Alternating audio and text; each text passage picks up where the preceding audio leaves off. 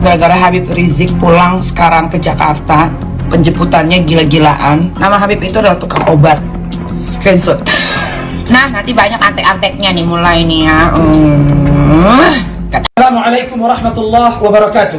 Saya Mahir At-Tuwailibi menghimbau kepada saudari Nikita Mirzani yang telah menghina, menyudutkan dan merendahkan imam besar kami Al-Habib Muhammad Rizik bin Hussein Shihab dengan sebutan tukang obat. Tidak layak seorang muslim dan muslimah, apalagi yang mengaku beriman kepada Allah dan Rasulnya, menghina seorang ulama, apalagi beliau adalah cucu di antara cucu-cucu baginda Rasulullah sallallahu alaihi wasallam.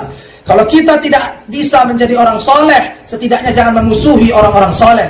Kepadamu, hei babi betina lonte oplosan penjual selangkangan, saya himbau, 1 kali 24 jam kau tidak melakukan klarifikasi dan permintaan maaf di depan publik secara terbuka, saya Mahir At-Tuwailibi beserta 800 laskar pembela ulama akan mengepung rumahmu. Saya serius, saya tidak main-main. Kita lihat apa yang akan terjadi. Darah kami kucurkan untuk membela kehormatan cucu Rasulullah sallallahu alaihi wasallam. Assalamualaikum warahmatullahi wabarakatuh. Assalamualaikum warahmatullahi wabarakatuh. Saya Abdurrahman Jelani menyampaikan kepada Nikita Mirzani dalam waktu 1 kali 24 jam untuk mengklarifikasi dan juga meminta maaf kepada guru kami Habib Rizik yang telah dihina dan telah direndahkan dengan mengatakan guru kami adalah tukang obat. Oleh karenanya, sebagai murid daripada Habib Muhammad Rizik bin Hussein Shihab LCM ADPMSS, demi Allah saya tidak ridha penghinaan terhadap guru saya. Saya tunggu klarifikasinya. Jika tidak, maka kami beserta murid-murid beliau yang lain akan melaporkan Anda ke aparat. Assalamualaikum warahmatullahi wabarakatuh. Assalamualaikum warahmatullahi wabarakatuh. Terundur Nikita Mirzani yang terang-terangan telah berani menghina imam kami, qudwah kami Al-Habib Muhammad Rizik bin Hussein bin Shihab, dan yang telah terang-terangan mengatakan Habib adalah tukang obat apabila statement yang telah Anda sampaikan dalam waktu 1 kali 24 jam Anda tidak mengklarifikasi dan tidak minta maaf, maka niscaya saya Ali bin Muhammad Al-Attas akan membuat LP untuk Anda, dan umat muslim akan memberikan pelajaran terhadap Anda. Camkan ucapan saya baik-baik. Assalamualaikum.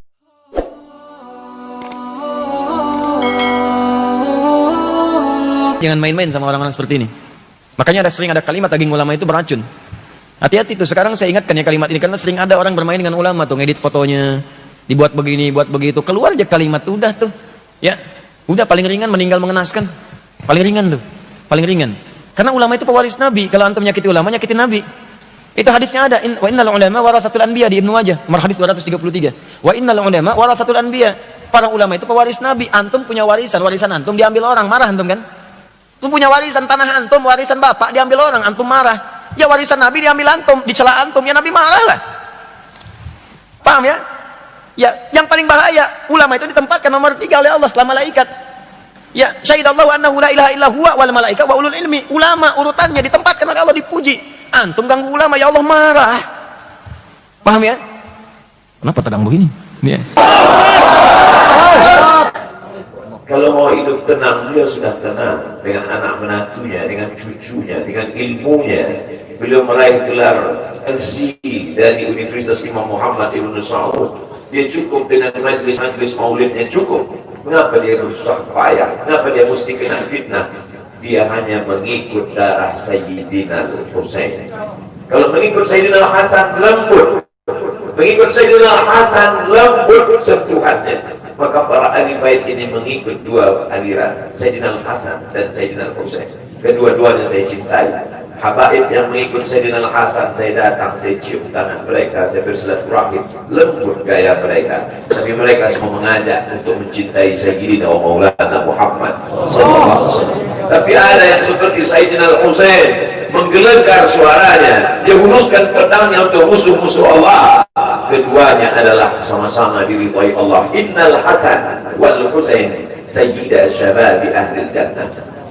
Yang mencintai Sayyidina Al-Hasan, mencintai Sayyidina Al-Husain, yang mencintai zuriat mereka, keturunan mereka, maka dengan cinta itu bekal kita menghadap Rasulullah SAW.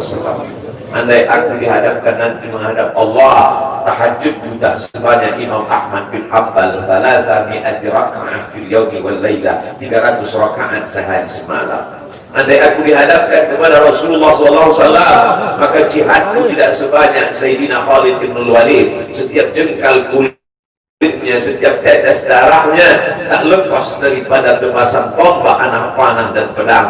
Andai aku dihadapkan kepada Sayyidina Maulana Muhammad SAW, amalku tak sebanyak Abdurrahman ibn Auf. Lalu apa bekal wahai Abdul Somad? Adakah ceramah-ceramahmu itu bisa kau jadikan bekal menghadap Allah? Tidak. Sebagiannya sudah diambil oleh tatapan mataku melihat berapa subscriber, follower dan viewer. Abdul Somad mungkin habis amalnya sudah ria. Satu-satunya yang akan dijadikan bekal menghadap Rasulullah hanyalah aku pernah mencintai keturunanmu. Aku pernah mencintai zuriat.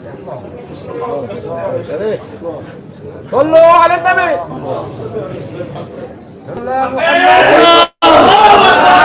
Wahai para pelaku berbuat dosa, wahai para pezina, wahai para peminum khamar yang belum bertaubat, kalau kalian belum sanggup untuk berbuat baik, kalau kalian belum mampu untuk beramal saleh, paling tidak jangan kalian cakiti zuriat Rasulullah. Jangan kalian keluarkan kata-kata, jangan dikeluarkan kata-kata fitnah. Bagaimana kalian akan menghadap Rasulullah? Bagaimana kalian akan menghadap Rasulullah? Pada saat itu seluruh umat berkumpul menghadap Nabi Adam alaihissalam. Kami tidak sanggup berdiri di padang mahsyar ini, wahai Adam, menghadaplah kepada Allah. Kata Adam, aku tidak sanggup menghadap Allah, karena dulu Allah berkata, la taqrabu hadhihi syajarah, jangan kau dekati pohon kulbi ini, tapi aku malah memakannya, ya Allah. Mereka datang menghadap Nabi Nuh alaihissalam. Kata Nabi Nuh, aku tak sanggup menghadap Allah karena anakku durhaka.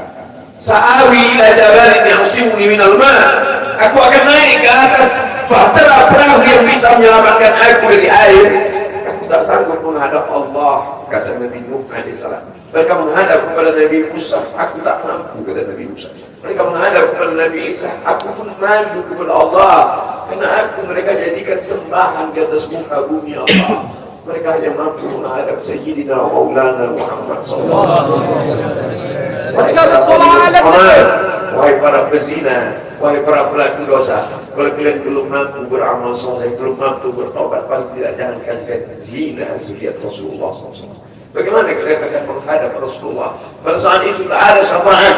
Man dzalladzi yashfa'u 'indahu illa bi'idhnihi. Tak ada satu pun yang bisa memberikan syafaat kecuali Sayyidina wa Maulana Muhammad sallallahu alaihi wasallam. Wahai para pemimpin yang hari ini kau dititipkan amanah kekuasaan. Beberapa hari ini kau lihat apa yang dilakukan orang pada Donald Trump. Kurang hebat apa lagi Trump? Negara adidaya, kekuasaan, kaya raya. Tapi ketika kekuasaan itu diambil oleh Joe Biden, kita pun malu melihat video ejekan-ejekan itu.